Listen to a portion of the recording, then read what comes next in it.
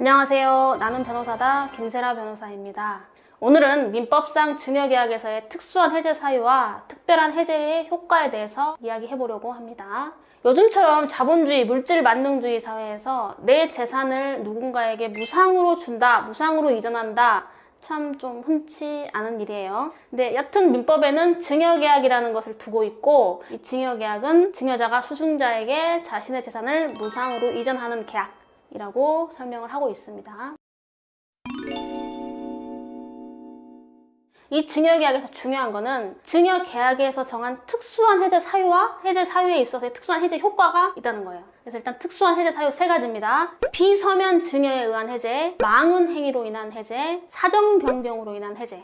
첫 번째, 비서면 증여에 의한 해제. 이거는 뭐냐면 증여의 의사를 서면으로 표시하지 않은 경우에는 각 당사자, 그러니까 증여자와 수증자 두 사람 모두 다 해제할 수 있다는 거예요. 이 여기서 말하는 서면은 꼭 서면의 제목이 증여계약서여야 되는 건 아니고 재산을 무상으로 이전한다는 그런 내용이 적혀 있고 또 그 작성 경위에 비춰서 이것은 증여 의사를 표시한 서면이 맞다라고만 인정되면 되는 것이고, 또 이 서면이 꼭 증여 당시에 작성되어야만 하는 것은 아니고 나중에 작성돼도 무방하다라고 보고 있어요. 자, 두 번째, 망은 행위로 인한 해제. 이거는 수증자가 증여자에 대해서 이러한 행동을 하면 증여자가 증여계약을 해제할 수 있다는 거거든요. 그래서 그 사유가 수증자가 증여자 또는 그 배우자나 직계혈족에 대해서 범죄 행위를 한 때, 수증자가 증여자에 대해서 부양 의무가 있었는데 그 부양 의무를 이행하지 아니한 때, 이 두 가지의 경우예요. 그런 거예요. 이제 아버지가 아들을 좀 잘 살으라고 아파트 한 채를 해줬는데, 공짜로 그냥 증여해줬는데 이놈이 아버지한테 살인적 행위를 하는 거지. 아버지를 뭐 폭행한다든가 뭐 그런 경우를 말하는 거예요. 그래서 이렇게 배은망덕한 놈들한테 대해서는 다시 뺏을 수 있다. 이게 이제 망은 행위로 인한 해제입니다. 그 다음에 세 번째는 사정 변경으로 인한 해제. 증여자가 증여한 이후에 재산 상태에 현저한 변경이 생겼고, 만약에 약속대로 증여를 이행해버리면 이 사람의 생계에 큰 영향이 생겨버려. 그러니까 남한테 뭔가를 공짜로 주는 것도 자기는 살아야 되는데, 이게 좀 이제 증여를 해줄 때는 또 그래도 돈도 벌 만큼 벌고 재산이 있었는데 갑자기 사업이 폭삭 망해버려가지고 내가 살 집도 다 없이 날아가게 생겼다. 그렇다고 하면은 이제 증여자가 증여를 해제할 수 있도록 제도를 마련을 해야 되겠죠. 그래서 그거를 법제화한 겁니다. 그래서 증여계약에서만큼은 비서면 증여에 의한 해제, 망은 행위로 인한 해제, 사정 변경으로 인한 해제, 이 3가지의 특수한 해제 사유를 인정한다.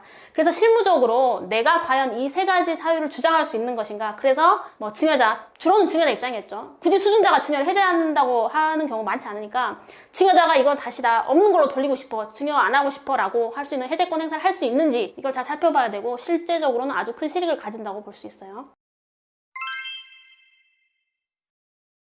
그 다음에 이 3가지 증여의 특수한 해제 사유에서의 이 해제권은 법 조문에는 해제라고 써있는데 철회권으로 해석을 해서, 일반적인 법에서, 민법에서 정한 원론적인 해제권은 형성권이기 때문에 10년의 제척기간이 적용된다고 보는데, 여기서 증여계약 3개의 특수한 해제 사유에서 해제는 철회의 의미이기 때문에 10년의 제척기간은 적용되지 않는다. 이것도 중요하고, 그 다음에 더 중요한 게 이 3개, 555조, 556조, 557조의 증여의 특수한 해제는 이미 이행한 부분에 영향을 미치지 않는다는 조문이 있어요. 이거는 표표를 많이 치셔야 돼요.